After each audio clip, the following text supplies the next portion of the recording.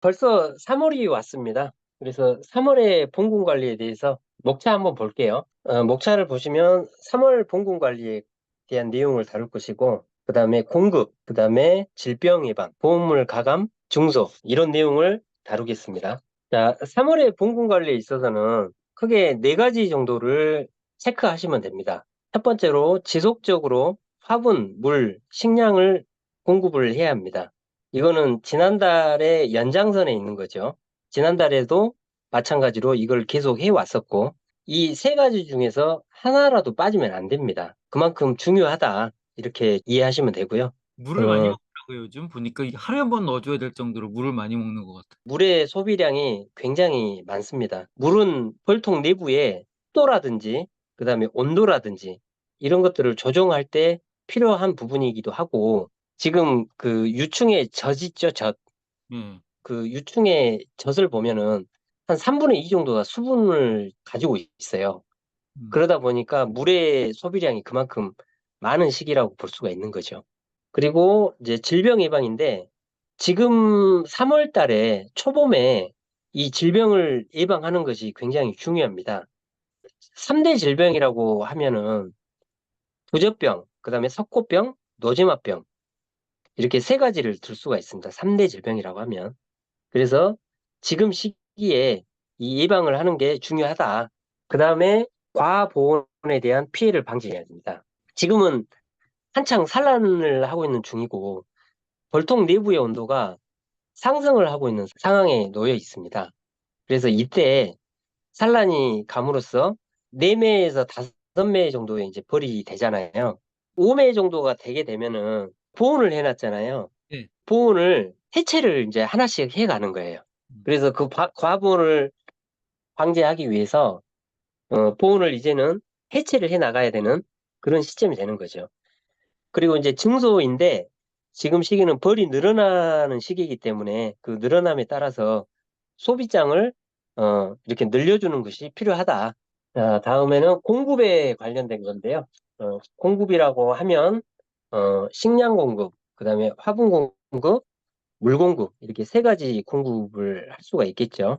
먼저 식량 공급을 살펴보면, 식량이라고 하면 사양으로 볼 수가 있잖아요. 기온이 낮을 때는 이 설탕과 물의 혼합 비율을 좀 진하게 가져가는 거예요. 그리고 기온이 높다 그러면은 좀 묽게 가져가는 거죠. 보통 2대 1로 혼합을 한다 그러면은 진하게다라고 좀 생각을 하시면 되고, 묽게라는 것은 말통 하나에 설탕 한 푸대 1대 1로 했을 때 그건 좀 묽게 간다, 이렇게 좀 이해하시면 돼요. 한 마리 20리터잖아요. 한 마리 20리터. 그걸로 18리터 조금 넘죠. 이제 원칙상으로는. 예. 근데 이제 통상 한 마리다 그러면은 그냥 20리터다, 이렇게 그냥 이해하시면 돼요. 그리고 화분 공급인데요. 계속해서 떨어지지 않도록 지속적으로 유지를 하는 것이 중요합니다. 언제까지? 이제 4월 달에 가면 자연 화분이 이제 충분히 들어오는 시기가 와요. 벚나무 화분까지 이렇게 충분히 자연 화분이 유입이 되는 시기가 있거든요. 4월 달에. 그럼 그때 정도가 되면 이제 화분의 공급을 서서히 좀 줄여주시는 것도 좋죠. 그 다음에 물 공급. 물 공급도 조금 전에 말씀하신 것처럼 뭐 보이시잖아요. 물의 소비가 얼마나 많이 되는지. 그만큼 물이 중요하다. 물 공급을 안 하게 되면은 근처에 있는 개울가나 아니면 웅덩이, 또 비가 오고 나서 그 젖어 있는 땅, 이런 데 가가지고 빨아먹고 그래요. 그런데 그렇게 그런 활동을 계속 굳이 지금 시기에 되게 중요한 시기고 벌을 늘려가야 되는 시기인데 그렇게 에너지를 소비하게끔 상황을 만들 필요는 없잖아요. 그래서 우리가 되도록이면 보조 역할을 충분히 해줘야 된다. 물 공급도 충실히 해야 된다. 중요합니다. 그런데 이 물 공급을 하는 것이 어떻게 보면 매우 귀찮습니다, 그게. 하루에 한 번씩 또 물 따라줘야 되고. 하지만 이 귀찮음을 극복을 하잖아요. 그러면 그 이상의 결과가 분명히 나타납니다. 그래서 4월 초순까지는 지속적으로 끊기지 않게끔 물도 보충을 해줘야 된다. 그리고 물을 보충을 할 때 되도록이면 좀 미지근하게 따뜻하게 좀 데펴가지고 물 공급을 해주시는 게 좋습니다. 그다음에 이제 또 질병 예방인데요. 3대 질병이라고 하면 부젖병, 석고병, 노제마병, 이 세 가지의 병을 3대 질병이라고 합니다. 이제 뭐 그 외에는 뭐 윙바이러스나 또는 뭐 날개 불구병, 이런 바이러스성에 의한 질병도 있긴 하지만 일단 3대 질병이라고 하면 이 세 가지는 꼭 기억을 하고 계셔야 된다. 질병을 또 나누게 되면은요, 진균성 질병과 세균성 질병으로 나눌 수 있어요. 그래서 진균성 질병이라고 하면 이 진균성이라고 하는 것이 곰팡이입니다. 곰팡이. 곰팡이균을 우리가 진균성이라고 볼 수가 있는 거죠. 곰팡이균에 의해서 발생하는 것이 바로 석고병과 노제마병이 있다. 이렇게 아시면 될 것 같아요. 그 석고병하고 노제마병은요, 되게 빈번하게 발생을 해요. 초창기에 석고병 발생하고 그랬을 때는 뭐 저는 그 세대가 아니기 때문에 그냥 얘기만 들었습니다. 석고병이 왔을 때는 뭐 거의 뭐 전멸을 하고 그랬다고 하더라고요. 몇 년 전에 우리 코로나 왔었잖아요. 예. 코로나 처음에 뭐 발생을 했을 때 거의 저희 뭐 멘붕이었잖아요. 뭐 아파트에 우리 라인에 누가 걸렸다 뭐 이렇게 공지 뜨면 뭐 견제하고 조심하고 그랬었잖아요. 그런데 지금은 뭐 누가 코로나 걸렸다 하면은 아 걸렸나 보다 이렇게 하잖아요. 되게 무뎌지고 그거를 잘 극복을 할 수가 있기 때문에. 네, 그것처럼 지금은 석고병이나 노제마병이 왔을 때 그렇게 크게 걱정하지 않아도 되는 그런 수준이다. 이렇게 이해를 하시면 될 것 같습니다. 진균성 질병이 곰팡이균이라고 말씀을 드렸잖아요. 특정한 환경이 만들어지면 이 곰팡이 이 포자들이 활성화가 되는 거예요. 그래서 보온이라는 걸 항상 강조를 하는 그런 부분들이 그 포자들이 활성화가 되지 않는 환경을 만들기 위해서 이 보온이라는 것도 필요하거든요. 그 육아 온도가 33도에서 35도라고 그때 말씀을 드렸잖아요. 석고병이나 노제마병은 발생하는 환경이 이 33도에서 35도보다 살짝 더 낮은 이런 환경이 되면 그런 포자들이 활성화가 돼요. 그래가지고 석고병이 온다든지 아니면 노지막병이 와버리게 되는 거죠. 그 석고병 같은 경우는요, 그 석고병하고 비슷한 병이 백무병이라고 있어요. 근데 그냥 석고병을 백무병이라고도 부르고 백무병을 석고병이라고도 부르고 그래요. 그 병형균의 자체는 다른데 증상이 매우 흡사합니다. 그 유충 있잖아요, 유충. 애벌레가 부풀어 오르면서 하얗게 석고처럼 딱딱하게 굳어버려요. 그러면은 이제 일벌들이 소방에 있는 석고병에 걸린 그 유충들을 다 뽑아내는 거죠. 지금 내매벌이라고 그랬었잖아요. 그러면 더 축소를 한다든지 이제 축소라는 거는 지금 내장벌인데 한 장을 빼버리는 거예요. 그러면 내장벌이 세 장벌로 다 달라붙잖아요. 그러면 그만큼 압축이 되는 상황이 되는 거죠. 이제 그렇게 만드는 것을 보통 축소라고 이제 얘기를 합니다. 이제 중소의 반대 말이 되는 건데요. 이제 그런 식으로 축소를 하고 또 약제 처리를 해가지고 치료를 하고 그렇습니다. 그리고 이제 노제마병 같은 경우는 벌의 그 몸속에 위벽 있잖아요.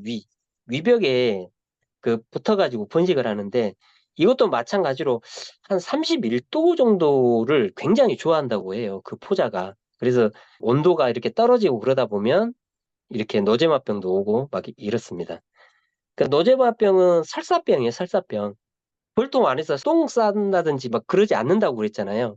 근데 노제마병이 와버리면 볼통 내에서도 애들이 참지 못하고 그 안에서 그냥 똥을 싸버리는, 설사를 해버리는 그런 경우가 발생을 하고, 그 다음에 소문 앞에, 그 밖에 나가서 이제 똥을 싸야 되는데, 그러지 못해가지고, 소문 앞에다가 이렇게 막 질질질 막 똥을 설사를 해놓고, 묻혀놓고 그래요. 이제 그렇게 되면 이제 치료를 또 해야 되겠죠.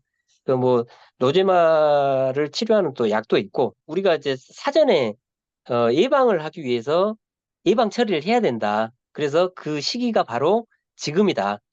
이제 이런 병들은 보통 이제 4월, 5월에 많이 발생을 하고 그러니까 그 전에 예방을 하는 거죠. 자, 그 다음에 이제 부젖병을 좀 설명을 드릴게요.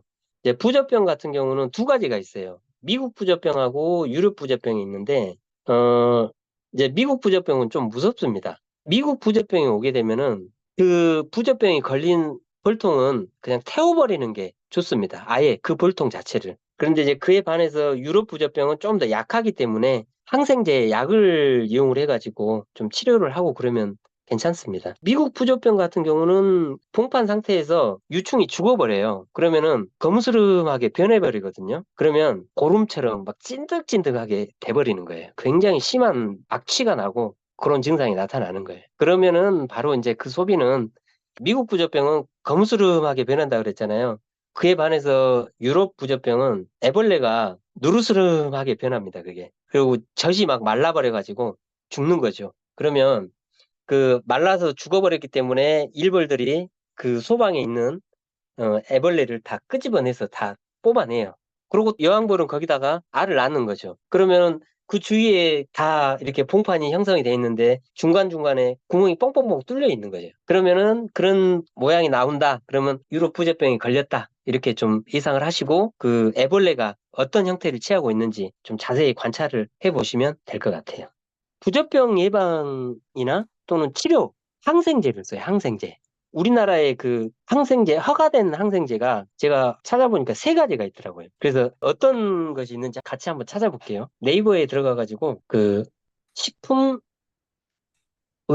식품의약품안전처라고 검색을 하시면 식품의약품안전처가 나오죠.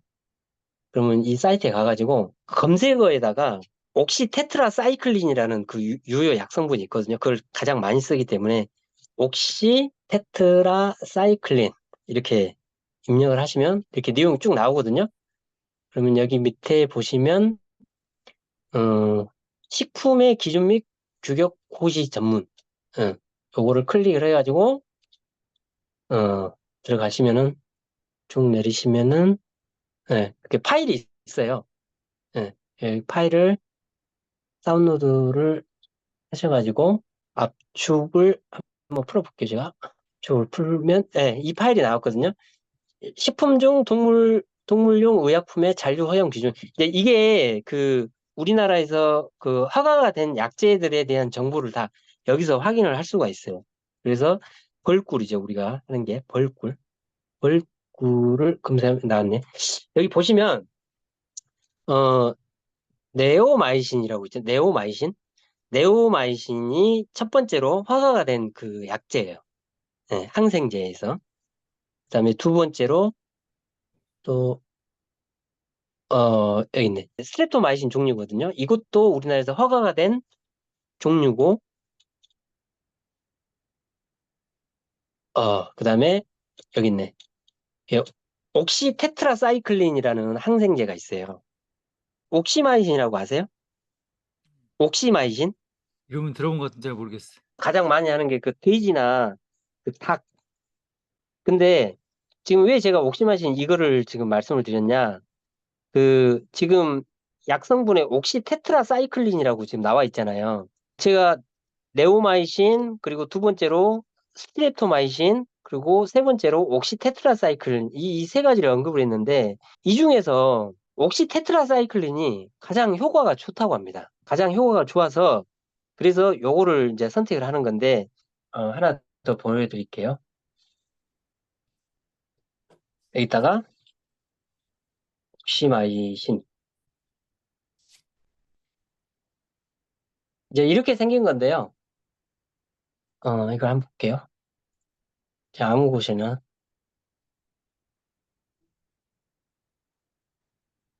여기 보면, 어, 성분에 1kg당 옥시테트라사이클린 염산염 해서 60g이라고 돼 있잖아요. 그러면 1kg에 60g이면 6%네, 6%. 6%가 지금 이제 들어가 있는 거예요. 유효 약성분이. 옥시마이신에 옥시테트라사이클린이 6%가 들어가 있다. 그래서 옥시마이신을 이용을 해가지고 이제 약재 처리를 하시면 돼요. 1kg짜리를 하나 사시면 되거든요. 100g짜리도 있네. 100g짜리를 그냥 하나 사세요.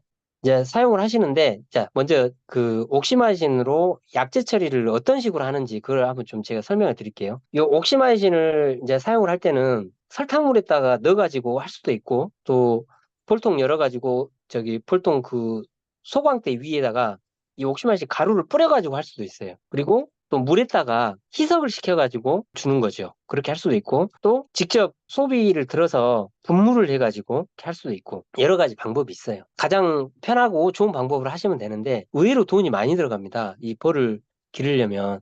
그래서 항상 돈이 안 들어가는 방향으로 효과는 극대화를 시킬 수 있는 그런 방안을 항상 고민을 하고 모색을 해서 접근을 해야 된다는 것이 또 중요한 거죠. 그래서 그 결론은 지금 유충들이 물을 되게 많이 필요로 하는 시기고 그러잖아요. 물의 희석해서 바로 급여하는 것이 최고의 선택지입니다.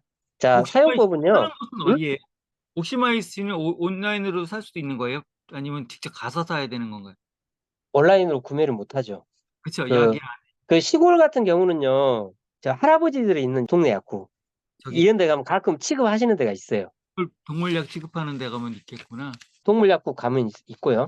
사용을 어떻게 하시냐면은 이제 우리는 지금 예방을 하는 차원이기 때문에 물 2리터 있다가 옥시마이신을 10g만 그러면 그거를 한 2, 3일 간격으로 한 3번 정도 그러면 끝납니다.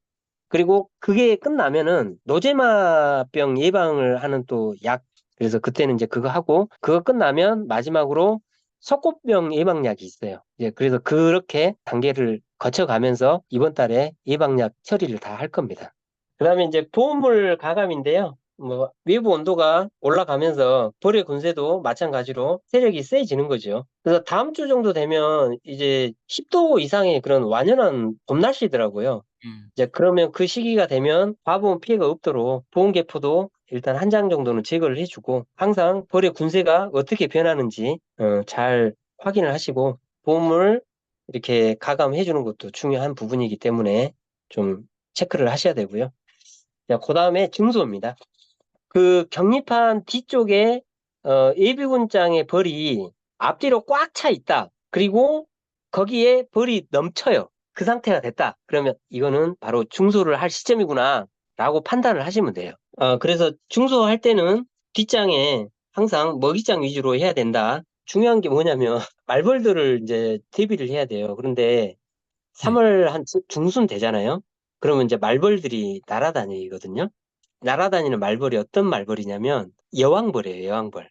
음. 말벌은요, 겨울이 되잖아요. 월동 기간이 되면은 모든 말벌들은 다 죽습니다. 말벌 일벌들은 다 죽거든요. 그리고 여왕벌만 가을에 교미를 하고 오로지 혼자 살아요. 저희 지역 기준입니다. 3월 중순 정도가 딱 되면은 그 겨울잠에서 이제 깨어나가지고 말벌들이 돌아다녀요. 그 말벌들은 다 여왕벌입니다. 그래서 3월 달에 말벌이 보인다? 100% 여왕벌이기 때문에 그 말벌을 무조건 잡아야 돼요. 그러면 네. 말벌집 하나를 잡는 거하고 똑같은 거예요, 그게. 그래서 무조건 잡아라.